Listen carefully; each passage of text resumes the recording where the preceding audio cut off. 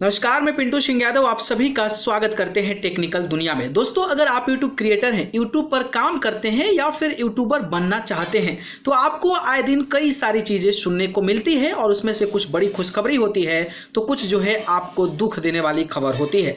जिसमें से कि अगर मैं बात करता हूं तो आप यूट्यूब पर अगर लगातार एक्टिव होंगे तो आपको एक चीज़ सुनने को मिलता होगा, कॉपीराइट फेक स्ट्राइक के बारे में। जी हाँ, कॉपीराइट फेक स्ट्राइक के बारे में सुनते होंगे कि बड़े बड़े यूट्यूब जो क्रिएटर्स होते हैं उन पर फेक स्ट्राइक लग जाता है। कई लोगों के चैनल टर्मिनेट हो जाते हैं तो कई लोग किसी कोशिश से, किसी प्रयास से अपने चैनल को बचा पाने में सक्षम हो पाते हैं। तो आज मैं बताने वाला हूं कि एक काम करिएगा, एक काम करने के बाद आपके चैनल पर किसी भी केस में कॉपीराइट स्ट्राइक जो फेक कहा जाता है ना, वो नहीं आएगा। दरअसल आपको पता है कि कॉपीराइट स्ट्राइक कब आता है? जब आप किसी का कंटेंट इस्तेमाल करते हैं तो उस सिचुएशन में आपका कॉपीराइट स्ट्राइक आता है। ठीक है, और आपने कुछ किया ही नहीं, किसी का इस्तेमाल ही नहीं किया, लेकिन इसके बावजूद भी अगर फेक स्ट्राइक आता है तो इसका मतलब यह है कि किसी ने फेक स्ट्राइक मारा है। क्योंकि मैं किसी का कंटेंट ही नहीं यूज किया हूं तो फिर काहे का हमारा भाई स्ट्राइक आ जाएगा।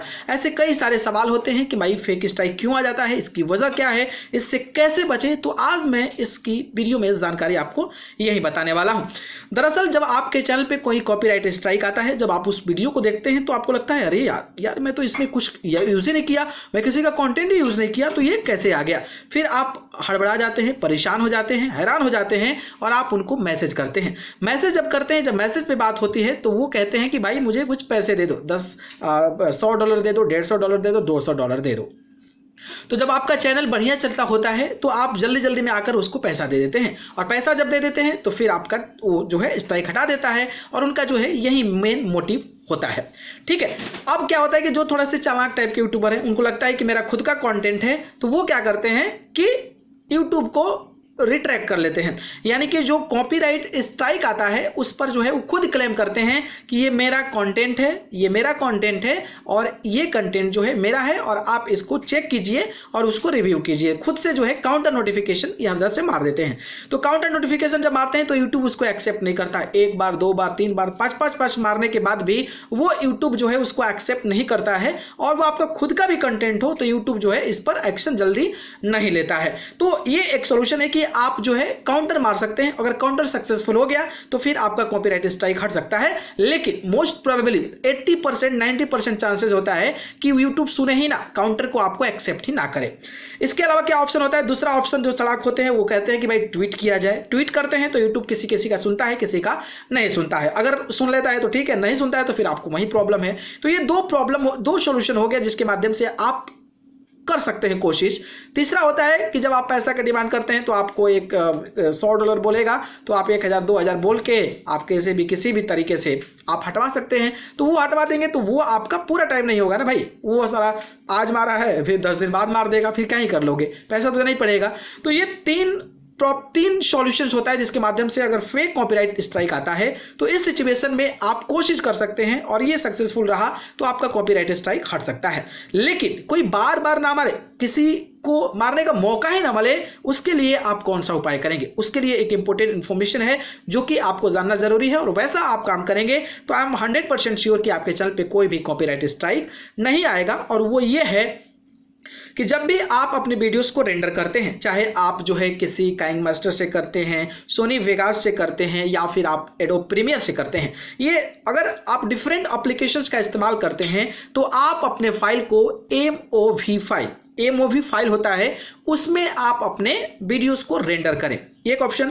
दूसरा, नहीं तो आप जो है 4K में अपने वीडियोस को रेंडर करें। अब आप सोचेंगे कि इसका बेनिफिट क्या है? तो इसका बेनिफिट जब आप अपने यूट्यूब चैनल पर एमओवी फाइल या फिर 4K वीडियो को अपलोड करेंगे तो यूट्यूब को लगेगा कि ये आपका ओरिजिनल कंटेंट है। अगर उस कंटेंट पे अगर कोई कॉपीराइट स्ट्राइक फेक देने की कोशिश करेगा तो यूट्यूब को लग जाएगा कि नहीं भाई, ये तो आपने अपने से क्रिएट किया है, एमओवी फाइल है, 4K फाइल है, तो इससे क्या होगा कि आपके चैनल पे कॉपीराइट स्ट्राइक नहीं आएगा। लेकिन जब आप MP4 वीडियोस को अपलोड करते हैं तो यूट्यूब को लग जाता है कि हाँ भाई, जिसने दिया है, इतना फुर्सत में समय निकाल के आपके चैनल पर स्ट्राइक दिया है, तो जरूर ये ऑथेंटिक होगा। और यूट्यूब का एल्गोरिथम ऐसे काम करता है, वो किसी ने दिया खोज के आपकी वीडियो को, तो यूट्यूब को लग जाता है कि भाई किसी ने इतना मेहनत करके जब आपके चैनल पे कॉपीराइट स्ट्राइक दिया है मतलब कि सही ही होगा, और बिना जांच के हुए देखता है कि MP4 में फटाक से कॉपीराइट स्ट्राइक ठेल देता है।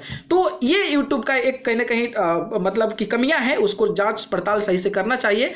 लेकिन अगर ऐसा हो रहा है तो उसका भी जुगाड़ खोजना चाहिए। तो ये जुगाड़ है कि आप अपने वीडियोस को MOV फाइल या फिर 4K में रेंडर करके अपलोड करेंगे तो most probably I am sure 99% कि आपके चैनल पर स्ट्राइक ना है। तो ये तरीका आप जरूर अपनाइएगा, और एक तरीका अपना के अगर सक्सेसफुल हो जाता है तो मुझे कमेंट बॉक्स में जरूर बताइएगा। तो ये इन्फॉर्मेशन मुझे कहीं से मिली थी, तो मुझे लगा कि आप सभी को ये जानकारी साझा कर देनी चाहिए। तो जानकारी कैसी लगी कमेंट बॉक्स में बताइए। वीडियो पसंद है तो लाइक कमेंट शेयर करिए, और चैनल को पसंद करते हैं तो सब्सक्राइब करके जरूर जुड़िएगा। अगर आप मुझसे जुड़ना चाहते हैं तो आप मुझे फेसबुक, इंस्टाग्राम, ट्विटर पर जाकर पिंटू सिंह यादव सर्च करके जरूर जुड़िए, नहीं तो डिस्क्रिप्शन में लिंक है, वहां जाकर आप मुझे फॉलो कर सकते हैं। आप सभी को बहुत बहुत धन्यवाद। नमस्कार।